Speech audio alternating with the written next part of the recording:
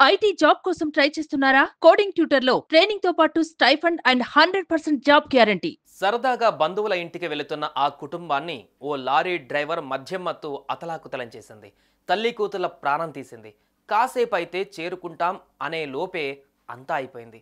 Lorry చక్రాల కింద నుజ్జునుజ్జయ్యారు. ఇంతకేం జరిగింది?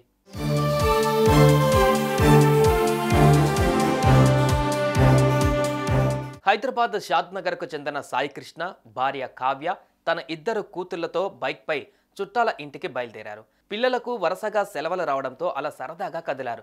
కాసేపట్లో బంధువుల ఇంటికి చేరుకుంటారు అనుకునేలోగా లారీ డ్రైవర్ నిర్లక్ష్యం కారణంగా కావ్య, ఏడాది వయసున్న చిన్నారి ప్రాణాలు కోల్పోయారు.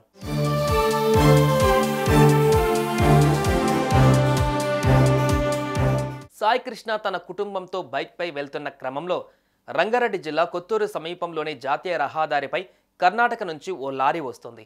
అప్పటికే ఫుల్గా మద్యం సేవించిన డ్రైవర్ ఆ మత్తులో స్టీరింగ్ పై పట్టు కోల్పోయాడు. అంతే, ఎదురుగా వెళ్తున్న ఆటో, టెంపో, సాయి కృష్ణ బైకులను అతివేగంగా వెళ్లి ఢీకొట్టాడు. అంతే, కావ్య, ఏడాది వయసున్న చిన్నారి అనన్య లారీ చక్రాల కింద పడ్డారు. అంతే, అక్కడికక్కడే ఇద్దరు మృతి చెందారు. అటు సాయి కృష్ణతో పాటు పెద్ద కుమార్తె మరోవైపు పడడంతో వారు గాయాలతో బయటపడ్డారు.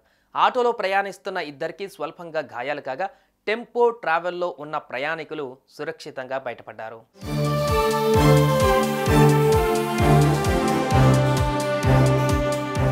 ఘటనా స్థలంలోనే భార్య, కుమార్తె మృతదేహాలను పట్టుకొని సాయి కృష్ణ బోరున విలపించాడు. ఇలాంటి ఘటన జరుగుతుందని అనుకుంటే అసలు ఇంట్లో నుంచి కదిలే వాళ్ళము కాదని విలపించాడు.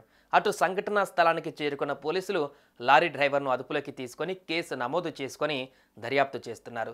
మృతదేహాలను పోస్టుమార్టంకు తరలించారు.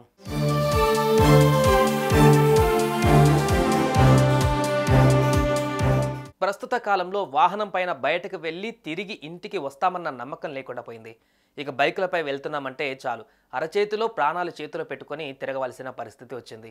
రోడ్డుపై మనం సరిగ్గానే వెళ్తున్నా కూడా మృత్యువు ఏ రూపంలో వస్తుందో ఎవరికీ తెలియదు.